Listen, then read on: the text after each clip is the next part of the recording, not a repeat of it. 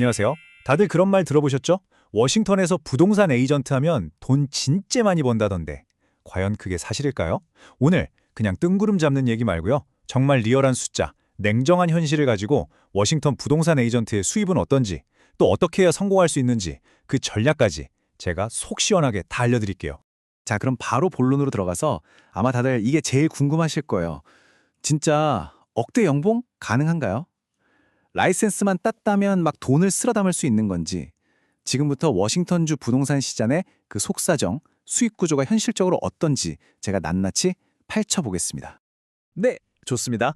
그럼 가장 먼저 뭘 알아야 할까요? 바로 그래서 돈을 어떻게 버는데 하는 거죠.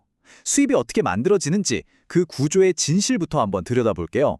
이게 진짜 기본 중에 기본이면서 또 제일 중요한 부분입니다.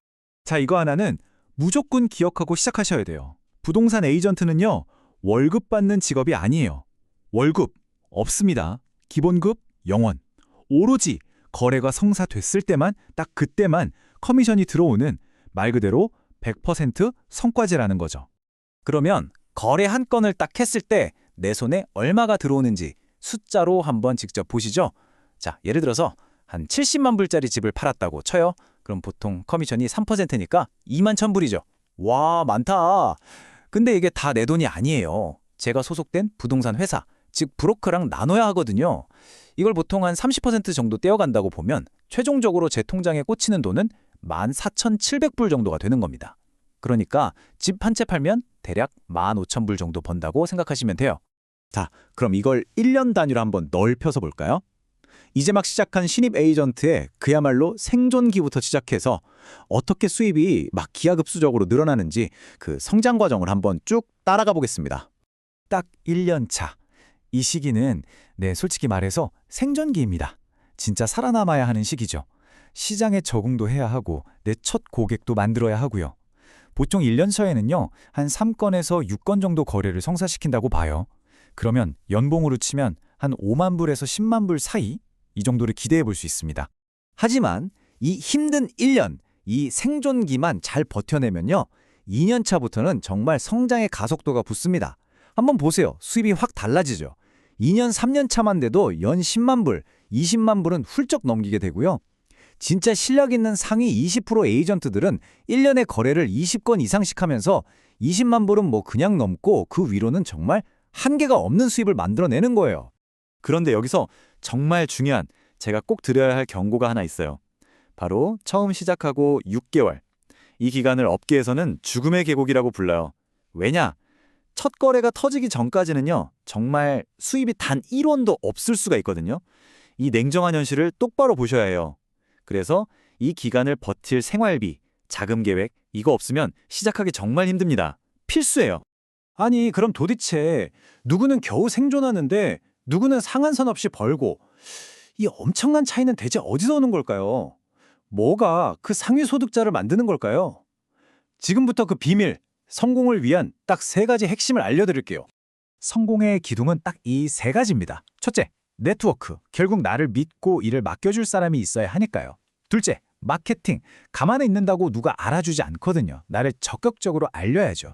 그리고 마지막, 어쩌면 가장 중요한 거, 바로 꾸준함입니다. 특히 이 한인 사회는 신뢰가 전부잖아요. 그래서 네트워크가 정말 절대적인데 이 모든 걸 지탱하는 건 결국 매일매일 포기하지 않는 꾸준함이에요. 이게 없으면 다 무너집니다. 자, 여기서 생각의 전환이 정말 필요해요. 부동산 에이전트는요, 그냥 출퇴근하면서 내 시간을 돈으로 바꾸는 노동이나 직장이 아니에요. 이건 한계가 없는 수입, 내가 조절할 수 있는 시간, 그리고 무엇보다 돈이 되는 지식을 쌓아가는 나만의 사업, 즉 비즈니스를 하는 겁니다. 이 관점의 차이가 모든 걸 바꿔요. 물론 비즈니스라는 말은 책임도 내가 다 져야 한다는 뜻이죠. 당연히 비용도 들어갑니다. 고객을 찾아야 하니까 광고비도 써야 하고, 일을 하려면 꼭 필요한 협회비나 MLS 같은 시스템 이용료도 내야 해요. 그리고 또 중요한 거, 내가 사장이니까 세금 관리도 이제 다 내 몫이라는 거 절대 잊으시면 안 돼요. 자, 지금까지 수입이 현실적으로 어떤지, 그리고 성공하려면 뭐가 필요한지 다 알아봤습니다. 그럼 이제 이 정보들을 가지고 여러분이 어떤 결정을 내릴 수 있을지 그 다음 단계에 대해서 한번 이야기 나눠볼게요. 모든 게 여기에 담겨 있습니다. 한쪽에는 리스크가 있죠. 네, 초범에 수입이 없을 수 있다는 위험, 그리고 계속 나가는 사업 비용. 명확해요. 하지만 반대쪽을 보세요. 그 보상은요, 정말 인생을 바꿀 만큼 강력합니다. 억대 연봉, 아니요, 그 이상. 수입에 한계가 없는 경제적인 자유, 그리고 내가 내 시간을 통제하는 자유, 돈 주고도 못 사는 부동산이라는 전문성까지 전부 다 얻을 수 있는 기회인 거죠. 그러니까 핵심은 바로 이겁니다. 부동산 자격증을 땄다고 끝나는 게 아니라는 거예요. 그건 그냥 내 사업을 시작하기 위한 출발선의 선 것뿐입니다. 이 마음가짐 하나가 성공과 실패를 가를 거예요. 그렇다면 이 험난하지만 또 엄청난 가능성이 있는 이 길을 어떻게 시작하는 게 좋을까요? 아까 말씀드린 그 죽음의 계곡을 혼자서 막 헤매면서 건너시겠어요? 아니면 시험 합격은 물론이고 진짜 실전에서 써먹는 노하우 그리고 쓸데없는 시행착오는 확 줄여주는 멘토링까지 받으면서 길을 아는 전문가와 함께 가는 게 현명할까요? 답은 정해져 있죠. 오늘 제 얘기를 듣고 심장이 좀 뜨신다. 아, 이거 한번 도전해볼 만한데 하는 생각이 드신다면 더 이상 망설일 필요 없습니다. 부동산 자격증을 어떻게 따야 하는지 혹은 이 진로에 대해서 좀 더 깊이 있는 상담이 필요하시다면 지금 화면에 보이는 상원쌤 이메일로 언제든 편하게 연락주세요. 여러분의 그 위대한 첫걸음 제대로 시작할 수 있도록 옆에서 돕겠습니다.